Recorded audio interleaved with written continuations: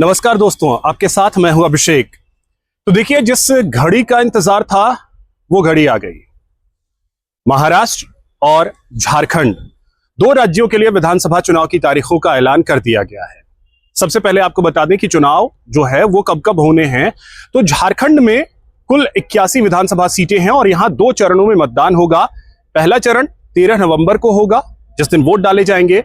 दूसरा चरण होगा 20 नवंबर की तारीख होगी, जब वोट डाले जाएंगे और परिणाम जो हैं वो 23 नवंबर को सामने आएंगे। वहीं महाराष्ट्र की अगर बात की जाए तो महाराष्ट्र में कुल 288 विधानसभा सीटें हैं और यहां पर एक ही चरण में 20 नवंबर को चुनाव होंगे और 23 नवंबर को परिणाम आएंगे। यह क्लियर कर दिया है चुनाव आयोग ने आज। लेकिन इन सब के बीच सेंटर ऑफ अट्रैक्शन वाला एक चुनाव जो है, उपचुनाव, उसका भी ऐलान हुआ है। वो सीट है लोकसभा की वायनाड की, क्योंकि वायनाड से राहुल गांधी इस बार चुनाव लड़े थे और जीत कर आए थे।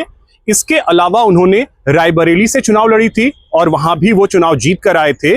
एक सीट उन्होंने चुनना था, वो सीट उन्होंने रायबरेली की अपने पास रखी और वायनाड की सीट को छोड़ा था।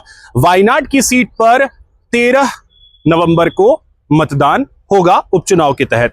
इसके अलावा उत्तर प्रदेश में 10 विधानसभा सीटों पर उपचुनाव होने थे, जिसमें से 9 सीट पर तो अनाउंस हो गया है, लेकिन मिल्कीपुर एक ऐसी विधानसभा सीट है जहां पर उपचुनाव की तारीखों का ऐलान नहीं हुआ है। तो अब तो ये बात हो गई कि क्या क्या तारीख रहने वाली है और कब कब चुनाव होने हैं, कब कब वोट डाले जाएंगे और कब कब किस दिन जो मतगणना है वो होगी। अब बड़ा सवाल यह है कि महाराष्ट्र और झारखंड, यहां की परिस्थिति क्या बन रही है, इसके बारे में अगर थोड़ा सा चर्चा कर ले।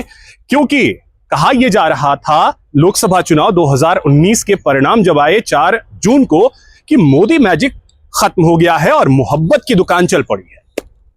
लेकिन अचानक से लगभग 5-6 महीने बाद जब हरियाणा के चुनाव हुए और हरियाणा में जो परिणाम आए, उसके बाद यह कहा जा रहा है कि ना ना ना ना, मोदी मैजिक अभी बाकी है, मोदी का मैजिक खत्म नहीं हुआ है।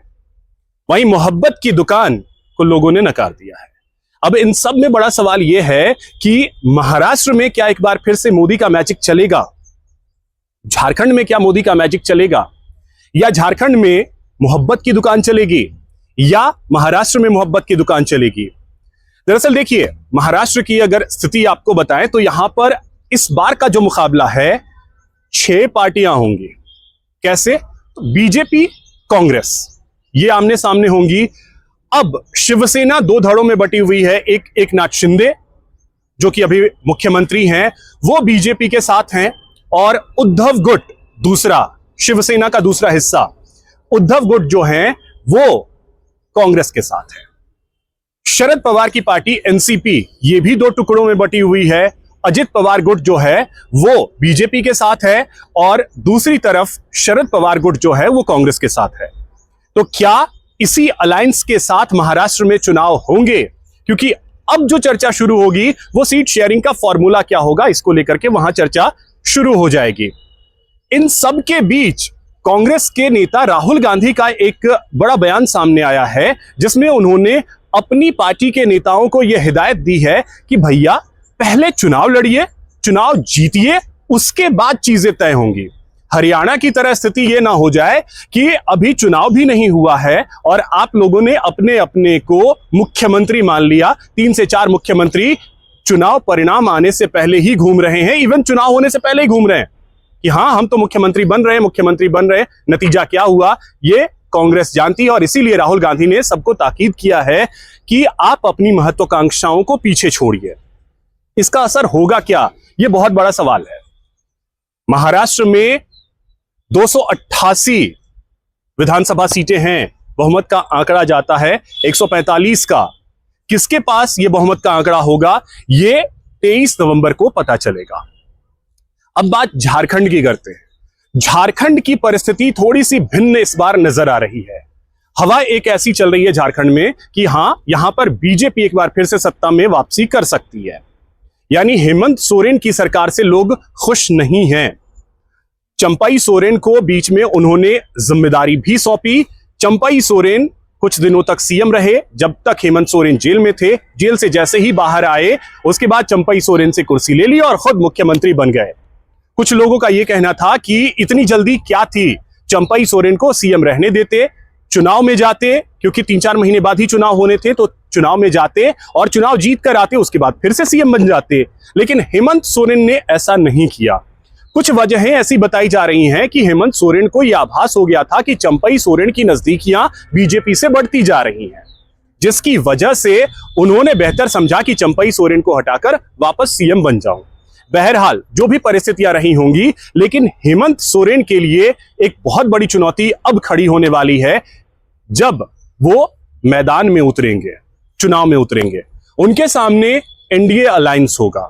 हालांकि इंडिया अलायंस क्या वहां मिलकर के चुनाव लड़ेगा या नहीं, यह भी आने वाले वक्त में क्लियर होगा कि कांग्रेस उनके साथ होगी या नहीं, आरजेडी साथ होगी या नहीं, वामदल साथ होंगे या नहीं, ये तमाम चीजें कुछ दिनों में क्लियर होंगी। अब बात आती है एनडीए की। तो एनडीए से कुछ छन करके ऐसी खबरें आ रही हैं कि बीजेपी जेडीयू के साथ मिलकर के यहां चुनाव लड़ सकती है। ये जानकारी निकल करके आ रही है क्योंकि अशोक चौधरी को जेडीयू ने प्रभारी बनाया हुआ है झारखंड का।